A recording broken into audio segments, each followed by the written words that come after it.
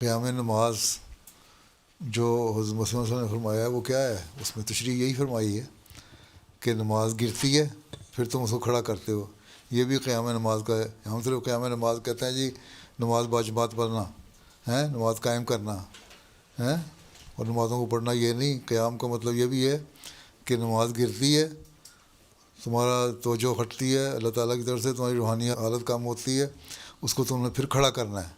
قیام کرنا کیا ہوتا ہے؟ کھڑا کرنا، ٹھیک ہے؟ تم پھر اس کو کھڑا کرو، اور یہ بار بار ہوتا ہے۔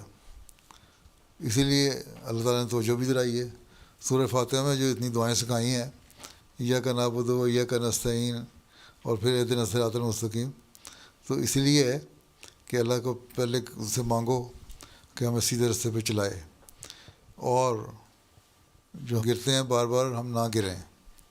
تو جب نفس مطمئنہ کی حالت طاری ہو جاتی ہے، ایسی حالت، تو پھر انسان نہیں گرتا۔ وہ حالت طاری کرنے کے لیے بار بار کوشش کرنی چاہیے۔ تو نفس لوامہ سے نفس مطمئنہ کی طرف بھی جانا چاہیے نا۔ پھر جب تم گرتے ہو تو ملامت کرتا ہے نا دل، کیونکہ وہ میری نماز صحیح ادا نہیں ہوا ہے، میری روحانی حالت میں کمی ہوگی، یہی لوامہ ہے، ٹھیک ہے؟ اب اس کو بہتر کرنے کے لیے دعا کرو، نفل پڑھو، دنیا کے جو چکا چوند ہے، جو چمک ہے، اس سے پرے ہٹو، دنیا کے جو غلط قسم کے جو توجہ ہے یا ترجیحات ہیں ان سے بچ کے رہو، تو پھر اللہ تعالیٰ سے مانگو دعا، تو اللہ تعالیٰ قبول بھی کرتا ہے۔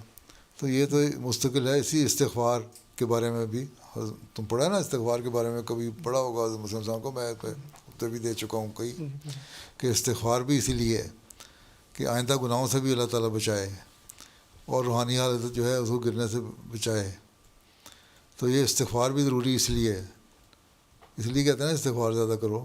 تبھی میں نے جماعت کو پچھلی تاریخ بھی کی تھی نا، استغفار زیادہ کرو، درود پڑھو، استغفار پڑھو، ٹھیک ہے؟ تو اسی سے بہتر ہوگی حالت۔ یہ کہنا کہ جی اللہ تعالیٰ کی یہی مرضی ہے کہ ہم یہیں رہیں، یہ غلط ہے۔ اللہ کی یہ مرضی نہیں، اللہ کی مرضی ہے تمہارا بلند مقام ہو، اور اللہ تعالیٰ نے اس کے لیے تمہیں حکم دیا ہے، والذین جاہدوا فینا، جو لوگ ہمارے راستے میں جہاد کرتے ہیں، پھر وہی لوگ کامیاب بھی ہوتے ہیں۔ جہاد کرنے کا مطلب یہی ہے کہ بہت زیادہ کوشش کرنی پڑتی ہے، پھر اللہ تعالیٰ ان کو صحیح راستے پہ چلاتا ہے، ٹھیک ہے؟ جی تو یہ کوشش ہونی چاہیے، یہی بتایا کرو، تھک کے بیٹھنا نہیں ہے، کہیں نہیں اللہ میاں نے کہا تھک کے بیٹھ جاؤ۔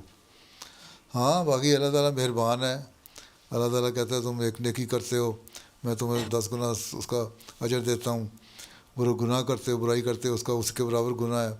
تو اس کا مطلب ہے دوسرے لفظوں میں کہ اگر ہر گناہ کے بعد اگر آدمی نیکی کر لے تو گناہ تو ختم ہو گیا۔ تو اس لیے سمجھاؤ کہ اللہ سے تعلق رکھو گے، مستقل کوشش کرو گے، تو اللہ تعالیٰ پھر گرنے نہیں دیتا، ثواب بھی دیتا ہے۔ تو روحانی حالت میں اوپر نیچے اتار چڑھاؤ تو آتے رہتے ہیں۔